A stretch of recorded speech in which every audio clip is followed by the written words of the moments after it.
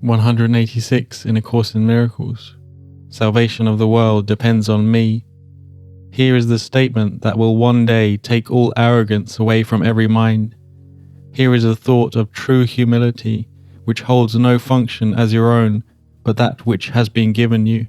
It offers your acceptance of a part assigned to you without insisting on another role. It does not judge your proper role, it but acknowledges the will of God is done on earth as well as heaven. It unites all wills on earth in heaven's plan to save the world, restoring it to heaven's peace.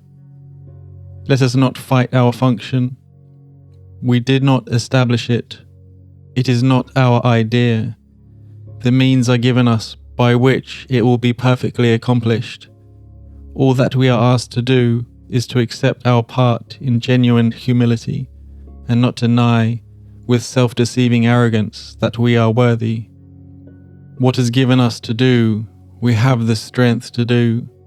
Our minds are suited perfectly to take the part assigned to us by one who knows us well. Today's idea may seem quite sobering until you see its meaning. All it says is that your Father still remembers you and offers you the perfect trust He holds in you, who are His Son. It does not ask that you be different in any way from what you are. What could humility request but this? And what could arrogance deny but this? Today we will not shrink from our assignment on the specious grounds that modesty is outraged. It is pride that would deny the call of God Himself. All false humility we lay aside today, that we may listen to God's voice reveal to us what He would have us do. We do not doubt our adequacy for the function He will offer us. We will be certain only that He knows our strengths, our wisdom, and our holiness.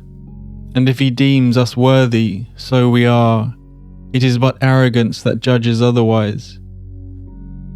There is one way, and only one, to be released from the imprisonment your plan to prove the false is true has brought to you.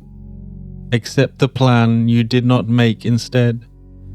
Judge not your value to it. If God's voice assures you that salvation needs your part, and that the whole depends on you, be sure that it is so. The arrogant must cling to words, afraid to go beyond them to experience which might affront their stance. Yet are the humble free to hear the voice which tells them what they are and what to do. Arrogance makes an image of yourself that is not real. It is this image which quails and retreats in terror as the voice of God assures you that you have the strength, the wisdom, and the holiness to go beyond all images. You are not weak, as is the image of yourself. You are not ignorant and helpless. Sin cannot tarnish the truth in you, and misery can come not near the holy home of God. All this the voice for God relates to you, and as He speaks, the image trembles and seeks to attack the threat it does not know, sensing its basis crumble. Let it go. Salvation of the world depends on you, and not upon this little pile of dust.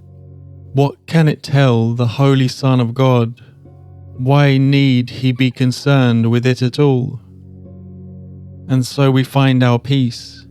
We will accept the function God has given us, for all illusions rest upon the weird belief that we can make another for ourselves.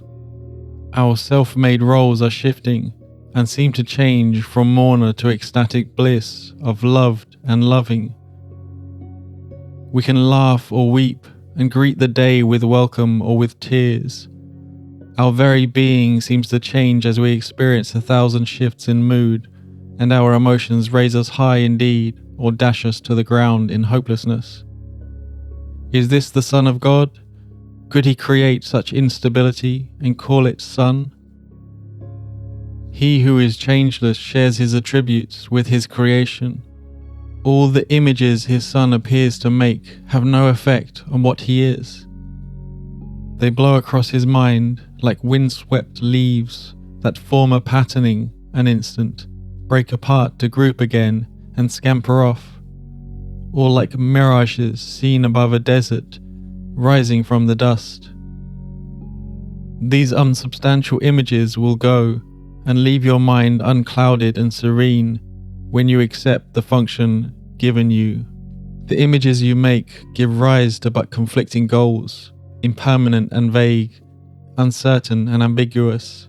Who could be constant in his efforts or direct his energies and concentrated drive towards goals like these?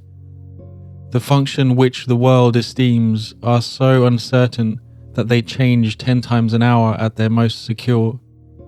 What hope of gain can rest on goals like this? In lovely contrast, certain as the sun's return each morning to dispel the night, your truly given function stands out clear and wholly unambiguous. There is no doubt of its validity. It comes from one who knows no error, and his voice is certain of its messages. They will not change nor be in conflict. All of them point to one goal, and one you can attain. Your plan must be impossible, but God's can never fail, because He is its source. Do as His voice directs, and if it asks a thing of you that seems impossible, remember who it is that asks, and who would make denial. Which is more likely to be right? The voice that speaks for the Creator of all things, who knows all things exactly as they are, or a distorted image of yourself, confused, bewildered, inconsistent, and unsure of everything? Let not its voice direct you. Hear instead a certain voice which tells you of a function given you by your Creator, who remembers you and urges that you now remember Him. His gentle voice is calling from the known to the unknowing. He would comfort you, although He knows no sorrow. He would make a restitution, though He is complete. A gift to you, although He knows that you have everything already. He has thoughts which answer every need His Son perceives, although He knows them not.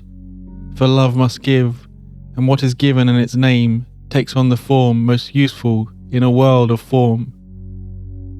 These are the forms which never can deceive, because they come from formlessness itself. Forgiveness is an earthly form of love, which as it is in heaven has no form. Yet what is needed here is given here, as it is needed. In this form you can fulfill your function even here, although what love will mean to you when formlessness has been restored to you is greater still. Salvation of the world depends on you who can forgive. Such is your function here. Click the link for the practice of this lesson.